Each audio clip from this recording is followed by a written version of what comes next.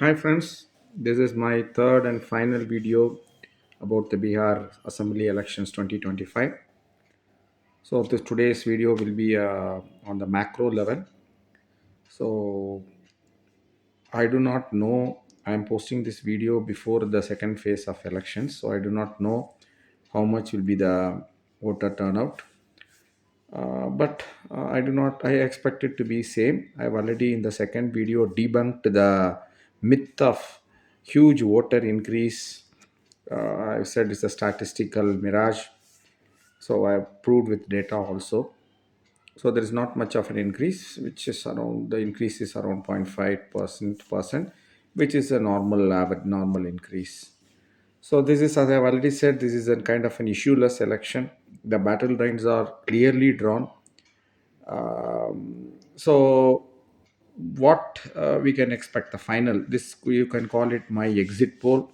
Even before the second phase of elections have been completed, I'm giving my predictions and exit poll. The bold prediction I would make it is RJD will be the single largest party, both in terms of vote share and also number of seats, simply because they are contesting the maximum number of seats, 143 seats, almost same like last 2020 elections. Last time they contested one, they have been the single largest party in both in 2020 and also in 2015. So again, it's not a surprise this time. Also, they will emerge as a single largest party. So broader trends, what it is happening? Yes, uh, again, it's a very close election.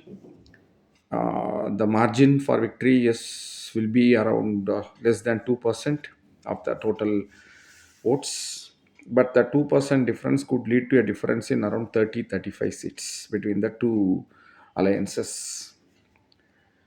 To start with, the NDA started with a great advantage, no doubt about that, because 2020 elections both friends are 37.2%, but LJP with the 5.5% and Vendra Kushwaha's RLSP with 1.5% joined. So that is an addition of around 7%.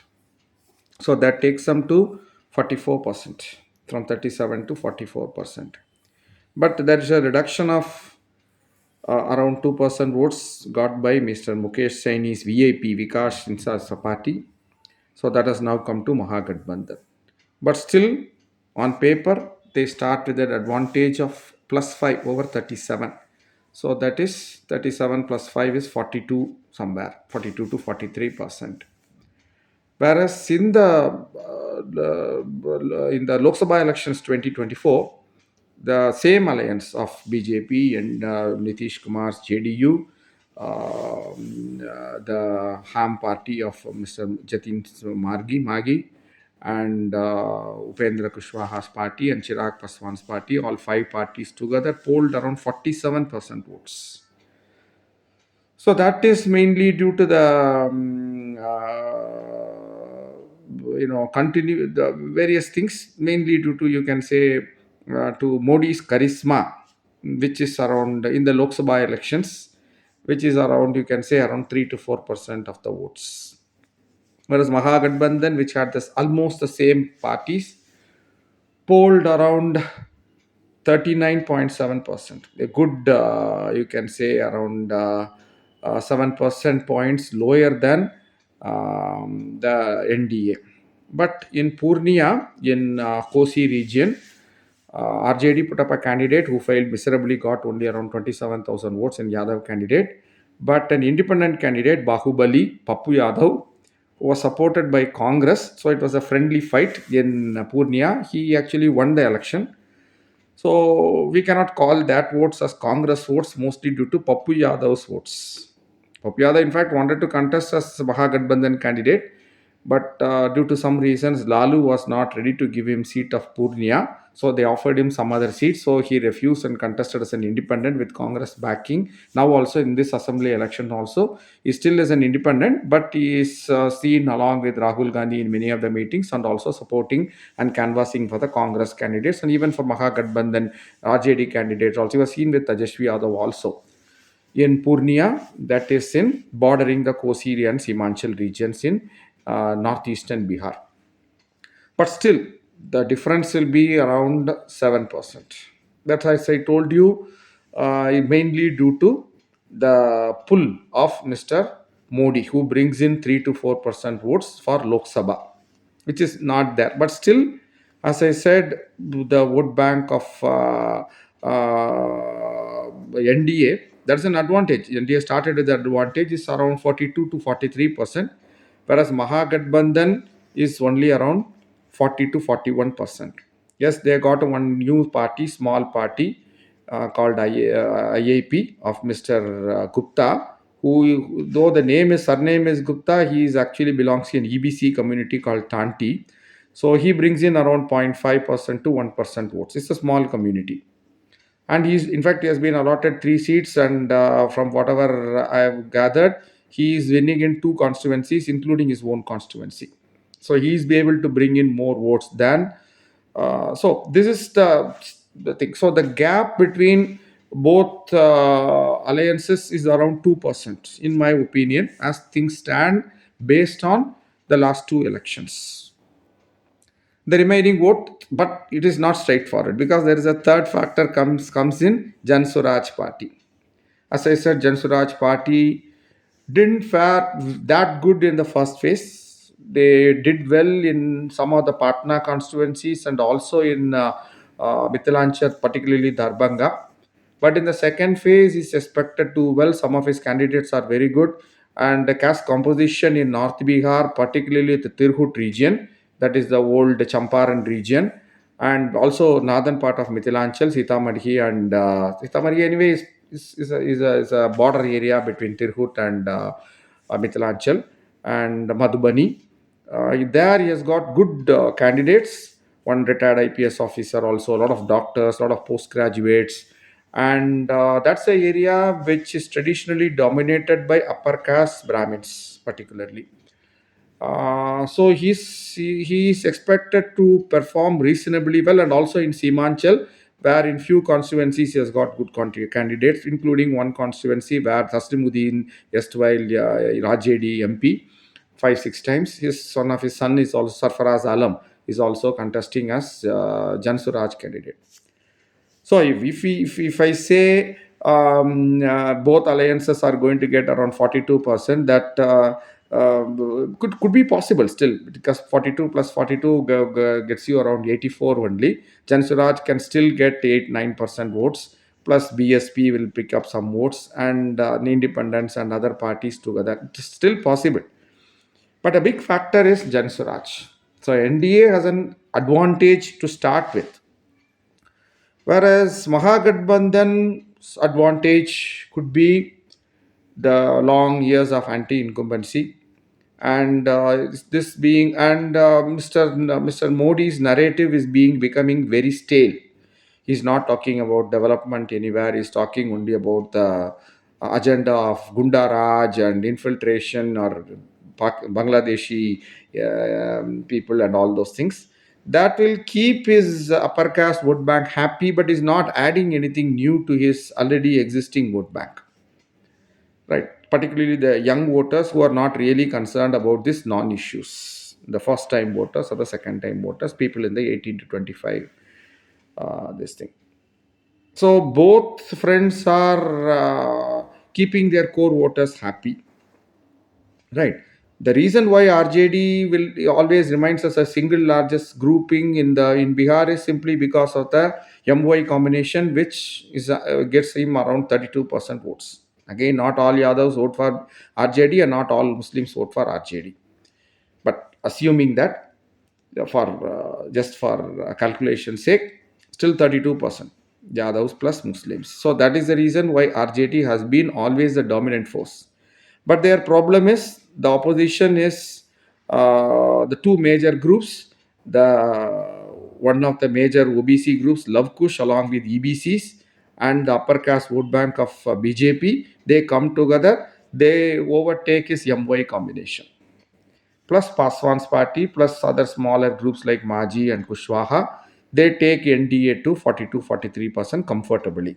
So I'd expect this time also they to score around 42-43% for NDA. So that's a baseline. 42% is a baseline for NDA. Whereas the baseline to start with for Mahagathbandhan is only around 40%, 40.5. Still, there is a gap of 1.5 to 2%. In a tightly contested election, this is very, very tight. That, as I said, 2% difference in vote share could lead to a difference in of around 25 to 30 seats. But politics is not very simple. Both groups are kept their vote bank happy. So Nitish Kumar, his core women voters along with EBC voters, uh, mostly has remained solid with him.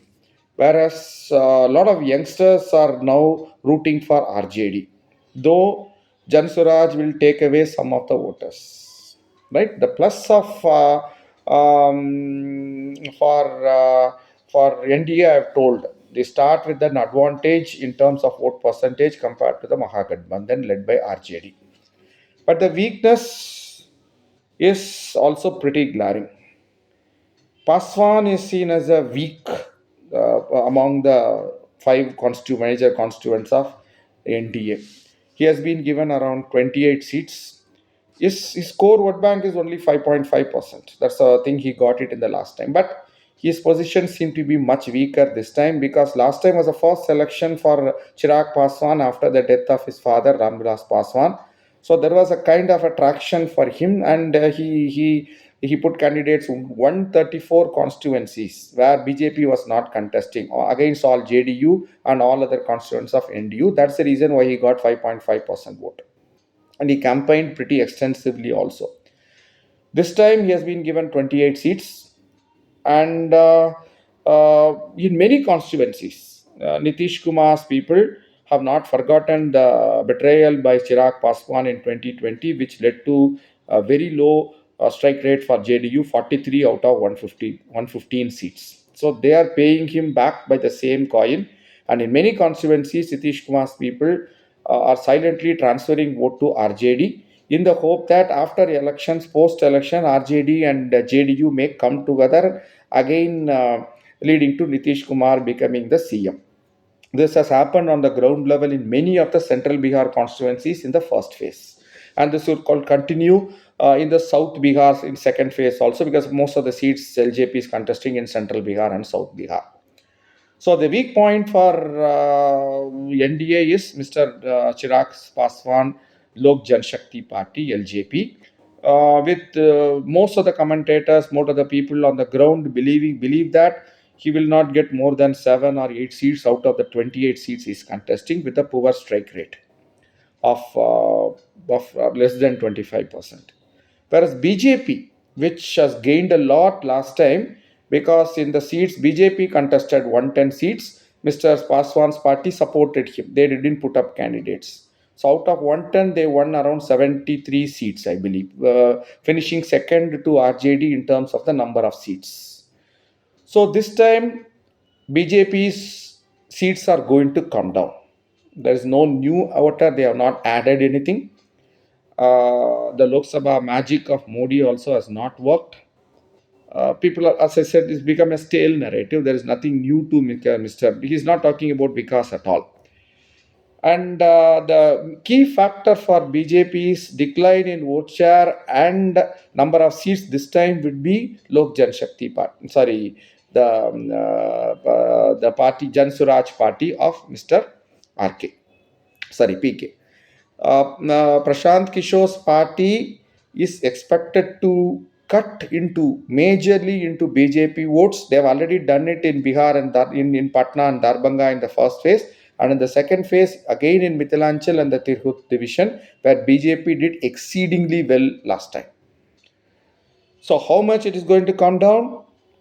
Very difficult to say. As I said, Jansuraj overall vote share across the state will be somewhere around 8 to 9%, 6 to 9%, I said. But it will vary from seat to seat. Some seats they could even finish second, couple of seats they could even win also. Not more than two seats I'm giving it to them at any rate. But there are some seats where they have at least around 15 constituencies, which is going to the polls in the second phase. There is a triangular fight. They are definitely in the picture. They will get around 20%, 25% votes in that constituencies. It is not to say that they are not cutting into RJD votes. They are doing it.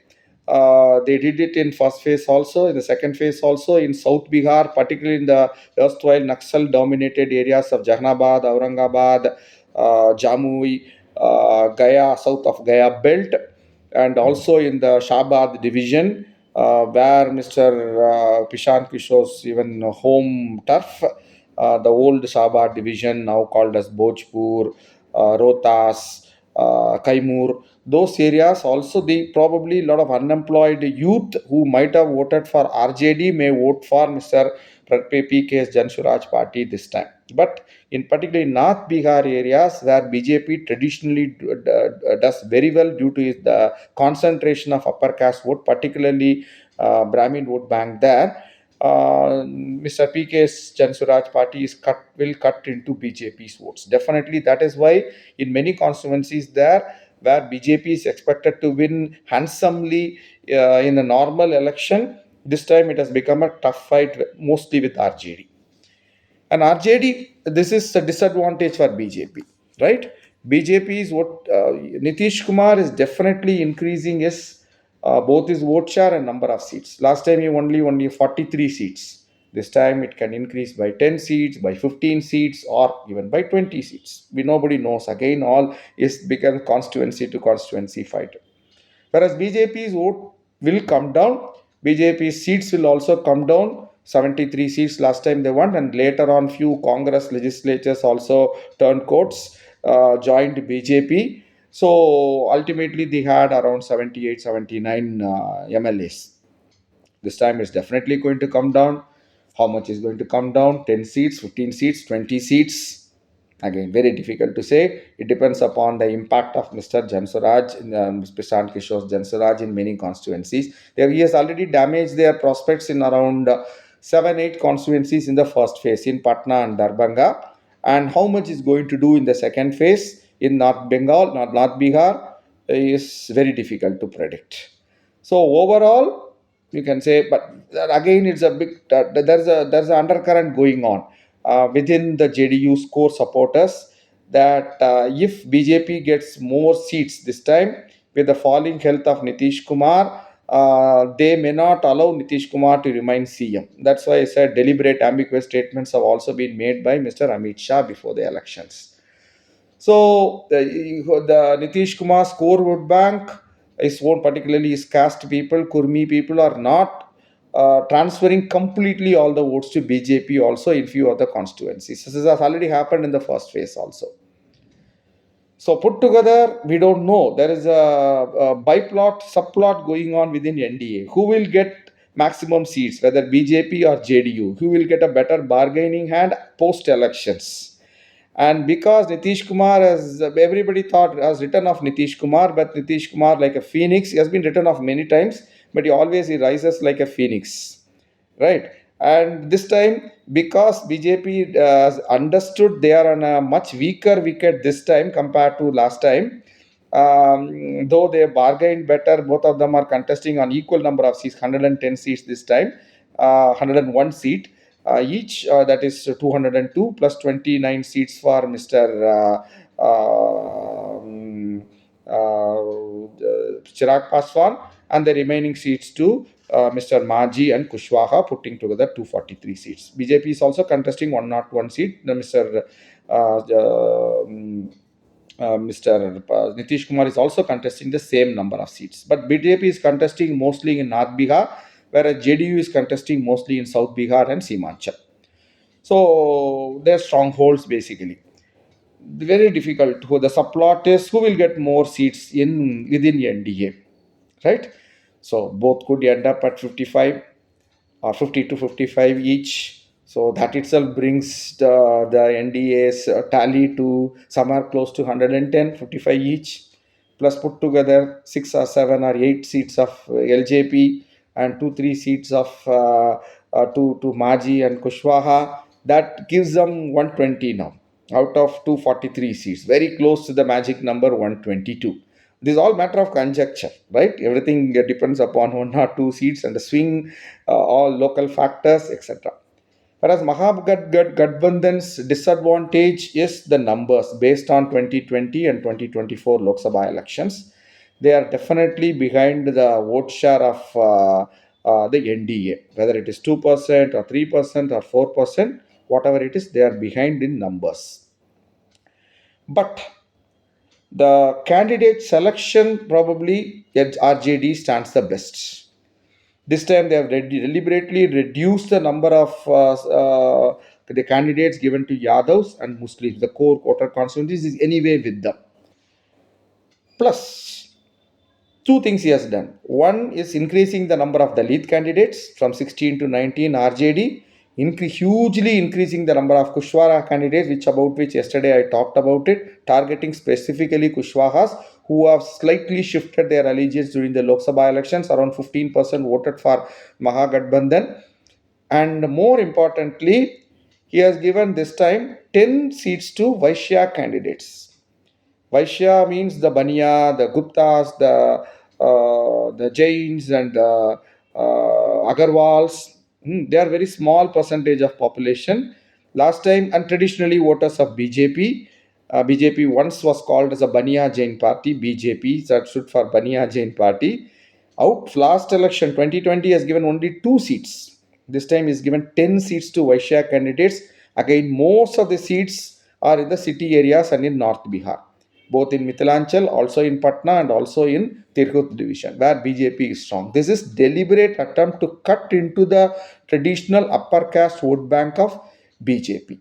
Strong local candidates, and many of nobody is saying that just because RJD puts up a Vaishya candidate, all the Vaishyas in that city constituency will vote for him. But there will be a division, and he expects his core MY constituency to stick with him, and whatever the little 15%, 20% of his community votes, what he brings in, what local candidate brings in, this is enough to sail him through in a tight election. Similarly, for compared to the last election, RJD has given more seats to Bhumihar candidates, who are again traditionally vote the traditional vote bank of BJP. In fact, in the one of the very hotly contested seats where Anand Singh is contesting, who is a Bahubali, who is alleged to have. I talked about it in the after the first phase election also. The opponent for him is not an Yadav, but he is himself is also another Bahubali from the Bhumihar community. So this kind of the seat distribution, probably the best has been done by RJD. That is one advantage for them. But the weakest point for Mahagadbandhan has been Congress. Congress last time contested 70 constituencies and won only 19. A very poor success, strike rate. That led to actually Mahagadbandhan losing in the number of seats to NDA. This time, RJD has given lesser seats to Congress, only around 61 seats. And the remaining seats, and he kept almost his seats same, just 1 seat less compared to that, because he has to accommodate new partners, particularly Mukesh Saini, and also other partners like IAP of Mr. IP Gupta, and another one smaller party also.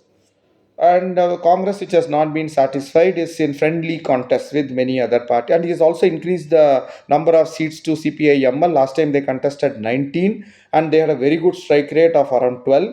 And this time they are contesting 20 seats, mostly in central and south Bihar, and also increase the number of seats to CPI. Last time they contested only 6 seats. This time they are contesting 9 seats, and Mukesh Saini's party is contesting, with the EBC dominated party is contesting in 12 seats. So he has taken, his distribution is better. Caste composition is better. The representation is much better. But the weak point remains Congress. Though they are contesting in 60 odd constituencies, The Congress might say their strike rate is poor because most of the seats given to them are losing seats anyway, mostly in the city seats in Patna and mostly in Mithilanchal area, because still some old timers, old aged Brahmins, due to the traditionally they voted for Congress. They are still voting for Congress, but now the most of them have shifted their allegiance. 80% of Brahmins vote for BJP now in northern Bihar. So they say we have been given losing seats, weak seats. And last time Congress might also say, with some justification, that their tally came down because of the presence of MIM in Seemanchal. Seemanchal, a lot of seats are contested by Congress this time also. Purnia, Katihar, Kishanganj, Araria, Belt, lot of seats Congress is contesting. And last time, because of MIM, they lost a lot of the MIM won 5 seats, plus they led to the defeat of the Mahagathbandhan candidates in 7, 8 seats also. So this time they would say that because MIM's presence is somewhat lower this time, their strike rate could be better. We don't know, but there are a lot of friendly fights going on mostly between Congress and the left parties there. So that is a weak point there for this thing. And the weak point is not due to the declining popularity of Congress. Just 3, 4 months before the election, Rahul Gandhi and Tejashi Yara did a huge show across Bihar, across a lot of districts of Bihar against the election commission and the SIR, and they drew huge crowds. And unfortunately, Rahul Gandhi has overcome his initial Pappu nickname and this thing, and is now taken seriously. But the problem for Congress, there's a lot of goodwill at the ground level for Congress, both for Rahul Gandhi and Priyanka Gandhi. They are seen as new age leaders, and Gen Z people can easily, Gen X people can also identify with them. They talk about development, they talk about the real issues of the people. Wherever they go, a lot of crowds are there in UP, MP, Rajasthan, Bihar, everywhere. But the problem for Congress has been in the last 30 years is lack of organizational structure. Indira Gandhi deliberately destroyed that organizational structure in the 70s and 80s just to strengthen herself. And that problem is haunting Congress ever since. Rajiv won the 1984 election not because of the organizational strength, simply because of the sympathy wave because of Indira Gandhi's assassination. And since then, Congress has been wary of strong regional leaders. Congress is not able to recover ground either in UP or Bihar, or later tall leaders left Congress in Maharashtra, Sharad Pawar, in West Bengal, Didi, and in Andhra Pradesh, Jagan. Congress is not able to recover. The simple reason is there are no strong local leaders. I would go to the extent of even saying that though Congress did exceedingly well in Kerala, both in 2019 and 2024 Lok Sabha election, they couldn't win the 2023 assembly election. Last 50 years, every 5 years, the government was changing in Kerala between the communist led LDF and the Congress led UDF. But then the LDF came back to power. Though Congress did exceedingly well, won all the 20 out of 20 seats in 2019 Lok Sabha elections. This is simple because, again, there's no strong regional leader. So if you see in the 80s, 90s, there are two strong leaders, Karunakaran and Antony in Kerala. Now there are no strong leaders. Now, who knows who is a strong leader in Bihar for Congress, who will convert the goodwill of Rahul Gandhi and Priyanka Gandhi into votes, who has good or who builds the organizational structure. Organizational structure cannot be just built by one road show or one public meeting or one Padayatra. It requires years and years of hard work, building it from the block level, the functionaries, traveling across each and every village in every zilla, every mohalla. Who is doing that?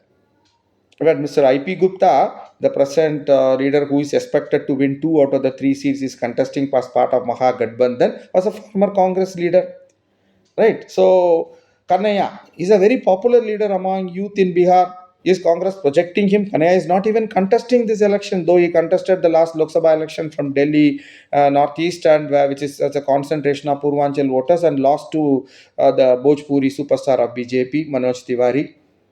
Congress is not projecting. Mr. Kanaya comes with a lot of baggage, so both positives and negatives are there, but you have to stick with that. Unlike that, though Mr. Modi and Amit Shah control everything from the head, they also understand the local dynamics. For example, they know that Kushwaha is more moving towards RJD and the Mahagathbandhan, as seen is in the last Lok Sabha election 2024. Immediately, they change the local BJP leader. Now the state president is a Kushwaha. They try to correct it.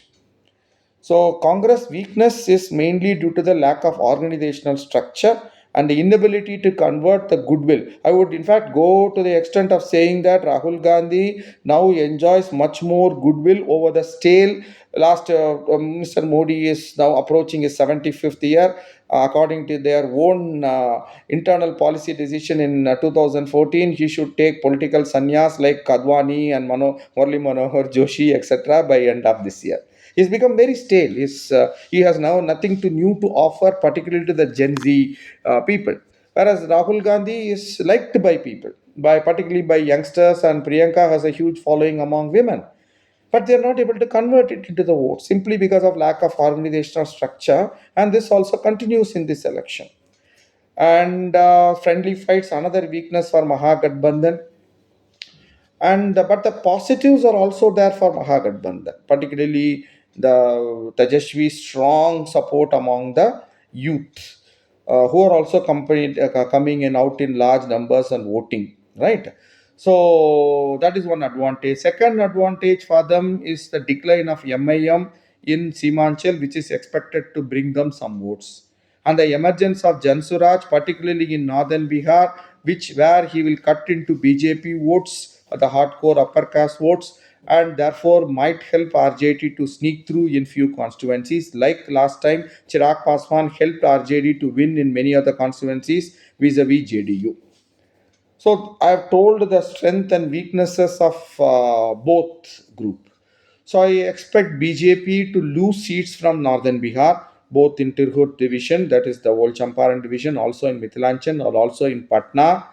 Whereas the Gadbandhan will lose seats from South Bihar, particularly in the Shabad division where they won. That's why I told you the former Shabad division, once named by Babar as Shabad, the city of the area of Shabad is also a name of the town, the city of Shah, the kings. Consists of four districts bordering UP in south western corner of bordering UP and also Chhattisgarh. That area which is very poor also, where the Mahagathbandhan won 20 out of 22 seats in these four districts. This time, which could be 15-7, definitely Mahagathbandhan is losing seats. Similarly, Mahagathbandhan will also lose seats in the erstwhile Naxalite area, Jamui, Aurangabad belt, where they did very well last time. But they are expected to pick more seats in Simanchal due to the decline of MIM, and also in North Bihar due to the presence of Jansuraj. Whereas JDU is expected to do reasonably well in central Bihar, particularly Nalanda. They've already won 7 out of 7 seats in the 2020 Lok Sabha election. Also, the home district of Mr. Nitish. Again, many seats will be decided by wafer thin margins, less than 1,000 votes. The impact of RJD's social engineering, bringing in more Kushwaha, more Vaishya, more Bhumihar candidates, and reducing the number of Muslim and Yadav candidates. All boils down to the again the local dynamics, local caste dynamics. Very very tight election. As I said, I don't expect any new addition and big changes, etc. This is the thing. The difference between both Gadbandhans will be less than 2%, and RJD will remain the same strong. Will be remain the single largest party. So the best case scenario for Mahagathbandhan could be RJD out of 143 seats. Last time they won around 75 or 76 seats, maintaining it or even slightly increasing it to 80 to 85. Congress able to maintain its 19 seats due to they may lose some seats due to friendly fights, but they could gain in Simanchal due to the decline of MIM, and the Communist Party is able to maintain their last time vote share and number of seats, and Mr. Saini's party picking a few seats, and Mr. IP Gupta's picking a few seats, and ending above, just above the margin, the midway part of 122. But there is also another distinct possibility that both groups could finish somewhere around 118 to 120 seats. The remaining seats picked by two by MIM, two by Jansuraj, and one or two independents. So the remaining 5, 6 seats to independents. That is also possible. Distinct possibility: 118 to 180, 120 for both the alliances. Nothing can be ruled out. If That's a possibility that yeah, that if the NDA is able to maintain its high vote share of 47%, what they got in the 2024 Lok Sabha election, which is highly unlikely, it will definitely come down by 3 to 4%. But in that case of 47%, then they are going to sweep the elections. They will be getting more than 150 seats out of 243. There's no doubt about that. Whereas the best case scenario for Mahagathbandhan is a simple majority, some are 122 to 135 seats. But there is a third scenario where both alliances get around 118 to 120 seats. Then the bargaining will start. Here again, BJP has an advantage because they are the ruling party at the center. They got CBI, they got IB, they got ED, they got IT department, and the poaching easily can be done with Jansuraj candidates if they win two or three seats, and the Congress, always there, the weakling. Last time also, as I said, 4 5 MLAs of Congress went to BJP just after the elections, strengthening BJP's hand. That could also happen. Horse trading is nothing new in Indian politics, and it has been happening with such a sickening regularity in the last 10 years under Mr. Modi and Shah in many places across India. So these are all the different scenarios I have already put it, right? So, but again, I'm saying again and again, I'm saying it is very tight election. There could be a possibility that NDA may get around 1% vote share more than Mahagathbandhan.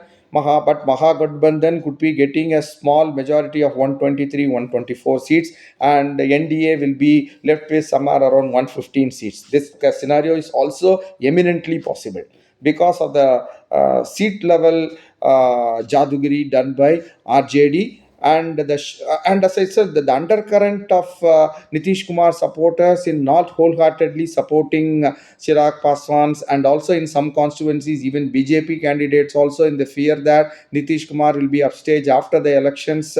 So these are all the we don't know. This again, as I was saying, every vote counts in this election, right?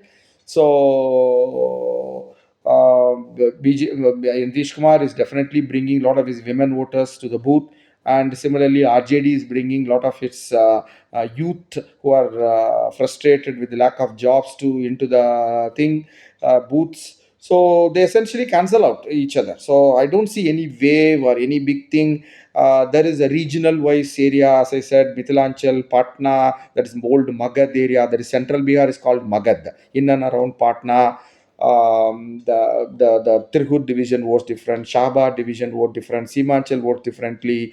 The areas in the erstwhile Naxalite areas bordering Jharkhand vote differently. All the areas, the 6 7 geographical divisions of Bihar, all vote in a different manner, and the caste composition is different. The dynamics are different. The social engineering is different. The issues are different. So this is that's the reason, as I said, it's a very fascinating election. Bihar and UP always vote on caste lines at the end of the day. Though UP BJP is very strong because Brahmins are around 10 11%. No caste census has been done in UP since 1931. It's essentially a projection. But Brahmins are very high in particularly in northern part of UP, 10 to 11%, and Rajputs are around 7 8%, and Kayats and Bhumihars are also there in eastern part of UP bordering Bengal. So all put together, the upper caste vote bank is around 21 22% in Vaishyas, Kayats, Bhumihars, Rajputs and Brahmins put together, they form around 22% of the population in UP.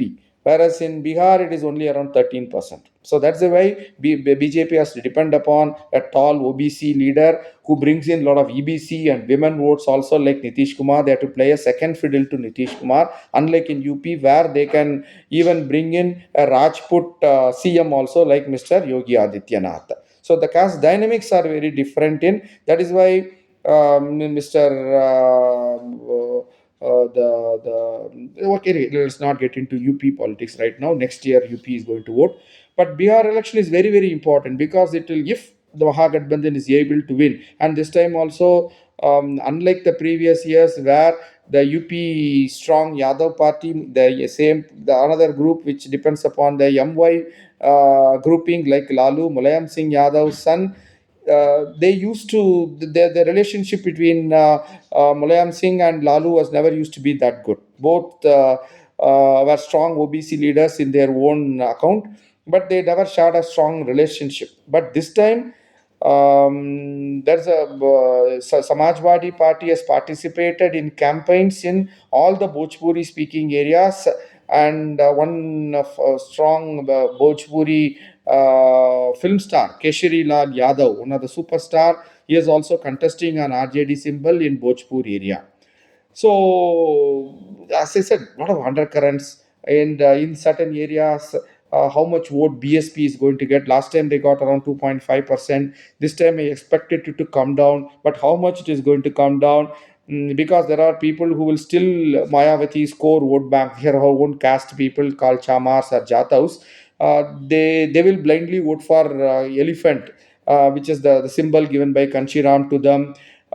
Definitely is going to come down. MIM's vote share is going to come down. Jan Suraj is going to definitely eat into the votes of BJP in North Bihar. But how much is a question mark. That how much is going to be the going to decide this election this time, right? So you can of course the exit polls. So once the second phase polling will come out, and they will unanimously will say BJP is going to win. That is a narrative that is being organized by Mr. Amit Shah, the modern day Chanakya, to justify their victory post polls.